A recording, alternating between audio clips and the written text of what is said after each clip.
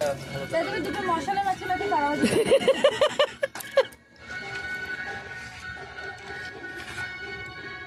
ভালোটা চিকচিকি লাগানো থাকে। কি মজা তারাবাজি ফাটাচ্ছে। ইয়েস আমার হেভি ভয় লাগে।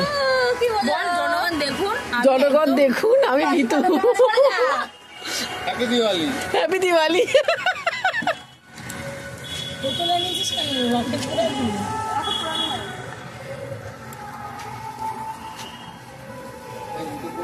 এই মিঠিটা কিন্তু অনেকটা জ্বলে আছে কিন্তু হচ্ছে না কেন? Mithi Mithi fail fail fail ওটা ফেলে দে। মিঠি ওটা ফেল।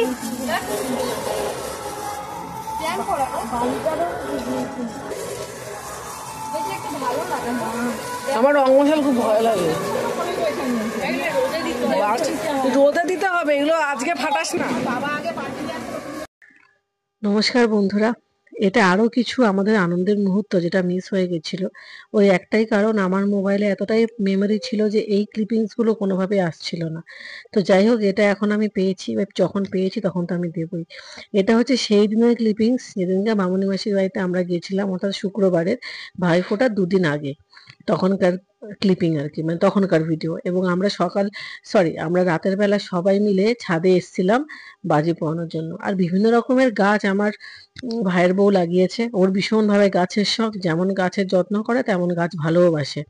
আবার এই টবটা করে আবার দেখাচ্ছে যে মাটিও তৈরি করেছে। আর এখানেও বোধহয় কিছু একটা লঙ্কা গাছও লাগিয়েছিল, এই মুহূর্তে আমার মনে নেই, কারণ এটা বেশ পুরোনো ব্লগ তো।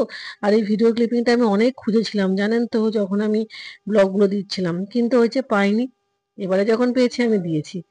এবং এই গাছগুলো ভীষণ যত্ন করে, নিজে হাতে যত্ন করে। আমার মাসিও জল দেয়। যাই হোক, দুজনে মিলে, শাশুড়ি বউ দুজনে মিলে খুব সুন্দর করে একটা ছাদ বাগান করেছে, যেটা দেখতে খুব ভালো লেগেছে, সত্যি খুব ভালো লেগেছে। যাই হোক, এখন একটুখানি গল্প গুজব হচ্ছে। আমার মাসি ওপরে 3 তলাতে যে ঘরটা করেছে সেটা নিয়ে একটুখানি কথা হচ্ছে, একটু হাসাহাসি হচ্ছে, মজা হচ্ছে, সমস্ত কিছুই হচ্ছে। বেশ অনেকটাই কিন্তু রাত হয়ে গেছিল বন্ধুরা। তখন প্রায় 11টা কি 11:30 বাজে। ওই সময় আমরা বাজি পোড়ানোর জন্য উঠেছিলাম। আমি একবারই উঠেছি, আমার তো একটু হাঁটুতে ব্যথা বলে আমি আর উঠতে পারিনি। যাই হোক বন্ধুরা, তবে হ্যাঁ, একটা কথা হয়তো আপনাদের শুনলে একটু অবাক লাগতে পারে যে আমার এই বয়সে হাঁটু ব্যথা। আসলে আমি একবার স্টেশনে পড়ে গেছিলাম ট্রেন থেকে, তো সেই থেকেই প্রবলেমটা শুরু হয়েছে আর কি। তো যাই হোক, চলুন, অনেক কথাবার্তা হলো, গাছ টাছ দেখা হলো, এবার একটুখানি বাজি পোড়াই। তো আমরা এখন এসেছি বাজি ফাটাবো বলে। এখন কটা বাজে? কটা? 10:30 বাজে না 11টাও হতে পারে। 11টা বাজে। 11টা বাজে। আমরা এসেছি ছাদে বাজি ফাটাতে। তো ওখানে অনেক বাজি আছে, রকেট কি আছে নাকি আজকাল? চরকা না, এক একটা উঠবে উপরে, উঠে এসে আলাদা আলাদা কালার। রকেট আছে নাকি মার্কেটে? রকেট এনেছি আমরা মার্কেট থেকে, এই যে রং মশাল। আর দেখছি কি আছে। শাড়ি, রকেট শাড়ি। রকেট একটা ছেড়ে দাও। আমার ভয় লাগছে। না না, ভয় লাগে। তাহলে এগুলো সরি রাখ, বাজি একদম। তোমাকে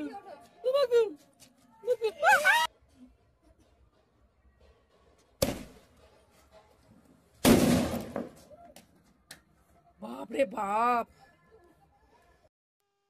আমি না একটুখানি ভীতু টাইপের আছি জানেন তো বন্ধুরা। আমার যে বাজিতে কি ভয় লাগে, আমি না চরকি বাজি ফোটাতেও ভয় পাই। আর আরো একটা শুনবে, মানে জিনিস শুনলে আপনারা হাসবেন, সেটা হচ্ছে আমি না সাপ বাজি, দড়ি বাজি, ফুলঝুরি এগুলো পাঠাতে খুব ভালোবাসি, কিন্তু অন্যান্য বাজিগুলো পোড়াতে আমার ভীষণ ভয় লাগে।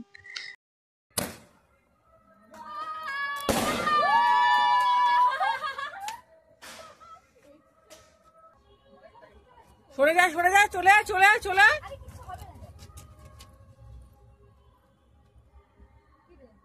না গেছে, আগুন গেছে।